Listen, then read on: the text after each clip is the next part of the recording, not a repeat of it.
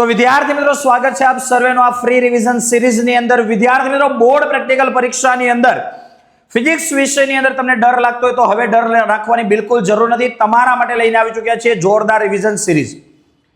Chemistry હોય, physics હોય કે બાયોલોજી હોય, ગુજરાતી મીડિયમ હોય કે ઇંગ્લિશ મીડિયમ હોય, દરેક વિષયના દરેક વિડીયો લાઈવ આખા પ્રેક્ટિકલ પરફોર્મ કરીને તમને બતાવેલા છે, જે આપણી યુટ્યુબ ચેનલ પર ડિટેલ વિડીયો પણ મૂકેલા છે. પણ ઘણા બધા વિદ્યાર્થીઓની કોમેન્ટને ધ્યાનમાં રાખીને કે સર અમારે એક્ઝામની અડધી કલાક પહેલા જ બધા જ પ્રેક્ટિકલનું રિવિઝન કરવું હોય તો કેવી રીતે કરવું? તો તમારી ડિમાન્ડને ધ્યાનમાં રાખી કેમેસ્ટ્રી બાય એનિમેશનની પૂરી ટીમ ફરી એક વખત લઈને આવી ચૂકી છે રિવિઝન સિરીઝ, જેની અંદર આ વિડીયોની અંદર ફિઝિક્સ વિષયનો આપણે પ્રેક્ટિકલ જોવાના છીએ કે જેની અંદર બેટરી, વાયવા, પુરવણી કે જે કાંઈ પણ વસ્તુની જરૂર પડે છે એ દરેક ઇન્ફોર્મેશન તમને આ વિડીયોની અંદર મળવાની છે. આ વિડીયોની અંદર દર વિડીયોની જેમ આ વિડીયોની અંદર પણ 10,000 પ્લસ લાઈક ટાર્ગેટ મૂકીએ છીએ. અત્યારે જ લાઈક કરી દો, તમારા મિત્રો સુધી આ વિડીયોની લિંકને શેર કરી દો. ચેનલ પર પહેલી વાર હોય, ચેનલને જે સબસ્ક્રાઇબ ના કરી હોય તો સબસ્ક્રાઇબ કરી દો અને પ્લે સ્ટોરમાંથી chemistry by animation application download કરી એને પણ લોગિન કરી અને આપણા વોટ્સએપ ગ્રુપની અંદર પણ જોડાઈ જાઓ. ચાલો વિદ્યાર્થી મિત્રો હવે પ્રેક્ટિકલની શરૂઆત કરીએ. આગળની ઇન્ફોર્મેશન સર તમને આપશે, ખાસ વિડીયોને એન્ડ સુધી જોતા રહેજો. તો એક્ઝામની 10 મિનિટ અગાઉ પણ તમારે આખો પ્રેક્ટિકલ શીખવું હોય તો તમે આરામથી શીખી શકશો. ચાલો આગળની માહિતી સર આપશે. નમસ્કાર વિદ્યાર્થી મિત્રો, સૌથી પહેલા તો 10,000 પ્લસ લાઈક તમારે આપવાની જ છે, બરાબર? તો એ કમિટમેન્ટ તમારે મને આપવાનું છે. ચાલો તો આપણે પ્રયોગ પોથી પ્રમાણે, જર્નલ પ્રમાણે આપણે આ ચોથો પ્રયોગ છે કે જેની અંદર ગેલોનોમીટરનો અવરોધ અને ગેલોનોમીટરની ફિગર ઓફ મેરિટ, આ બે વસ્તુ તમે શોધવાના છે. તો સૌથી પહેલા ફિગર ઓફ મેરિટ જે આપણા ફિઝિક્સના સિલેબસમાં નથી આવતી, હું તમને કહી દઉં ફિગર ઓફ મેરિટનો મતલબ શું થાય. ફિગર ઓફ મેરિટનો મતલબ એવો થાય કે ગેલોનોમીટરનો દર્શક કાપો જે સેન્ટરમાં હોય એને એક કાપો ખસવા માટે જરૂર પડતો પ્રવાહ, એને કહેવાય છે ફિગર ઓફ મેરિટ ગેલોનોમીટરની. બરાબર, ફરીવાર બોલું છું. ગેલોનોમીટરની ફિગર ઓફ મેરિટ એટલે ગેલોનોમીટરના દર્શક કાપાને એક કાપો ખસવા માટે જરૂર પડતો પ્રવાહ, એને કહેવાય છે ગેલોનોમીટરની ફિગર ઓફ મેરિટ. અને ગેલોનોમીટરનો અવરોધ શોધવાનો છે. તો ગેલોનોમીટરનું કન્સ્ટ્રક્શન તમે ભણી ગયા હોય, બે બાજુ મેગ્નેટ હોય, વચ્ચે એક વર્તુળાકાર નળાકાર કોઇલ હોય. એ નળાકાર કોઇલમાં જે છે વાયર લગાડેલો હોય, જો એમાં તાર હોય તો એનો અવરોધ હોય, થોડોક હશે પણ અવરોધ હશે. તો એ પહેલા તો તમારે અવરોધ ગોતવાનો છે, ત્યાર પછી ગેલોનોમીટરની ફિગર ઓફ મેરિટ શોધવાની છે. બરાબર, તો એને સંલગ્ન એક પ્રયોગ છે, આપણે જોઈએ. ગેલોનોમીટર સૌથી પહેલા સેન્ટરમાં રહેશે. આ રીતે તમારે સેટઅપ ગોઠવાનું છે. યાદ આ રીતે રાખવાનું, ગેલોનોમીટર વચ્ચે એની ઉપર અવરોધ પેટી અને કડ, અને એની નીચે હોતી અવરોધ પેટીને કડ. ફરીવાર બોલું છું, ગેલોનોમીટર વચ્ચે એની ઉપર અવરોધ પેટી અને કડ, અને એની નીચે અવરોધ પેટીને કડ. હવે ધ્યાન એ રાખવાનું છે, ગેલોનોમીટરની ઉપર એટલે કે જ્યાં બેટરી જોડેલી હોય ત્યાં ફરજિયાત મોટી અવરોધ પેટી રહેવી જોઈએ. બરાબર, અહીંયા નાની અથવા તો મોટી હશે નીચે તો ચાલશે, પણ અહીંયા કમ્પલસરી મોટી અવરોધ પેટી હોવી જોઈએ. શા માટે? ગેલોનોમીટર બહુ સંવેદનશીલ હોય. સંવેદનશીલ એટલા માટે હોય કારણ કે માઇક્રો એમ્પિયરના ક્રમનો પણ તમે પ્રવાહ માપી શકો છો. બરાબર, તો સંવેદનશીલ અહીંયાથી તમે 4 વોલ્ટેજ કે 2 વોલ્ટેજ આપશો તો બધો પ્રવાહ જે છે ગેલોનોમીટરમાં સીધો જવાનો છે. અને ગેલોનોમીટર ઉડી ન જાય, બળી ન જાય એટલા માટે, અથવા તો ખરાબ ન થઈ જાય એટલા માટે તમારે ફરજિયાત અહીંયા મોટી અવરોધ પેટી જોડવાની છે. અને સર્કિટ ચાલુ કરો એ પહેલા ફરજિયાત અહીંયા મોટા મૂલ્યનો, જો આ અવરોધ પેટી છે 5000 આ ઓહમની છે, બરાબર, અને એની કરતાં પણ મોટું અહીંયા ઇન્ફાઇનાઇટ લખેલું છે. ઇન્ફાઇનાઇટ તમારે ખોલવાનો નથી, બરાબર છે. તમારે મોટા મૂલ્યનો, અહીંયા 5000 છે તો 5000નો ખેંચી લેવાનો. ઘણી અવરોધ પેટીમાં 10,000 હોય છે તો 10,000 ખેંચશો. બરાબર, એ ખેંચાઈ ગયા પછી હવે આપણે સર્કિટ, મેં તમને શોર્ટમાં કીધી એ રીતે યાદ રાખવાની છે. એક લાઈનમાં વચ્ચે ગેલોનોમીટર, ઉપર મોટી અવરોધ પેટી અને કડ, નીચે નાની અવરોધ પેટી અને કડ. આ રીતે એક લાઈનમાં યાદ રાખશો. વાયરનું કનેક્શન કઈ રીતે કરવું એ જોઈ લો. અહીંયાથી તમે નેગેટિવથી ચાલુ કરશો. નેગેટિવથી ચાલુ કરીને અવરોધ જ્યાં છે એમાં ક્યારેય પ્લસ માઇનસ ન હોય, એટલે ડાબી બાજુનો ટર્મિનલ ડાબી બાજુ. ત્યાર પછી આગળ વધશો જમણી બાજુથી, અહીંયા કડમાં પણ ડાબી બાજુ જમણી બાજુ યાદ રાખવાનું છે, પ્લસ માઇનસ નથી હોતું. ત્યાંથી તમે આગળ જશો એટલે ગેલોનોમીટર અહીંયાથી ડાબી બાજુ હોય તો ડાબી બાજુ જોડી દેવાનું છે. ત્યાંથી આગળ જશો એટલે ફરીથી એક કડ આવશે, ત્યાં ડાબી બાજુ, આમાં પ્લસ માઇનસ નથી. ત્યાંથી જમણી બાજુથી સ્ટાર્ટ કરશો એટલે અહીંયા અવરોધ પેટી, ફરીથી અવરોધ આવ્યો તો એમાં પ્લસ માઇનસ નથી, એટલે જમણી બાજુથી અહીંયા જમણી બાજુ જોડી દેવાનું. પછી અહીંયા પાછું ડાબી બાજુથી આગળ જઈને પાછું ગેલોનોમીટરમાં, અને ગેલોનોમીટરમાં પ્લસ છે તો સર્કિટનો છેલ્લો છેડો સરખો એટલે +2 તમારે જોડવાનો છે. બરાબર, આ રીતે, અથવા તો એવી રીતે પણ યાદ રાખી શકો. ગેલોનોમીટરમાંથી 2 વાયર કાઢો, એક ઉપરનું ચકડું બનાવી દો અને એક નીચેનું ચકડું બનાવી દો. મતલબ કે નીચેનું બધું શ્રેણીમાં, ઉપરનું બધું શ્રેણીમાં. બરાબર, એવી રીતે પણ તમે જોઈ શકો છો, એવી રીતે વાયર તમે કનેક્શન કરી શકો છો. બરાબર, તો આ રીતે તમારે શોર્ટમાં સર્કિટ યાદ રાખવાની છે. ત્યાર પછી ખાલી જગ્યા, ગેલોનોમીટરમાં કાપા છે તો ગેલોનોમીટરની ખાલી જગ્યા આવે, અને એક આની અંદર બેટરી તમે કેટલા વોલ્ટેજ ઉપર રાખો છો. બરાબર, અહીંયા 4 વોલ્ટેજ ઉપર છે.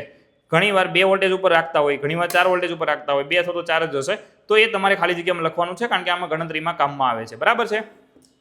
તો આની અંદર આ બે જ ખાલી જગ્યા તો વિદ્યાર્થી મિત્રો નીટ 2026 ની અંદર તમે એક બેસ્ટ તૈયારી કરી, એક બેસ્ટ સ્કોર કવર કરી, તમારું અને તમારા માતા પિતાએ જે સપનું જોયું છે તમને ડોક્ટર બનાવવાનું, એને 100% સાકાર કરવા માંગો છો તો કેમિસ્ટ્રી બાય નિમેષની પૂરેપૂરી ટીમ દર વર્ષની જેમ આ વર્ષે પણ તમારા માટે લઈને આવી ચૂકી છે નીટ 2026 માટેનો એક સ્પેશિયલ ક્રેશ કોર્સ, કે જેની અંદર આખો સિલેબસ તમને લાઈવ ભણાવવામાં આવશે, દરેક લાઈવ લેક્ચરના રેકોર્ડિંગ પણ મળશે, એક્ઝામ પણ રહેવાની છે અને પર્સનલ ડાઉટ સપોર્ટ પણ મળવાનો છે, જ્યાં તમને કેમિસ્ટ્રી, ફિઝિક્સ, બાયોલોજી દરેક વિષયની સંપૂર્ણ તૈયારી અમે તમને કરાવવાના છીએ. તો વિદ્યાર્થીઓ આ કોર્સ જે છે ઓફિશિયલી લોન્ચ થઈ ચૂક્યો છે. પ્લે સ્ટોરમાંથી chemistry by Nimesh sir application download કરી નીટ ક્રેશ કોર્સ એવું તમે ત્યાં જોશો એટલે તમને આ કોર્સ પણ ત્યાં મળી જશે.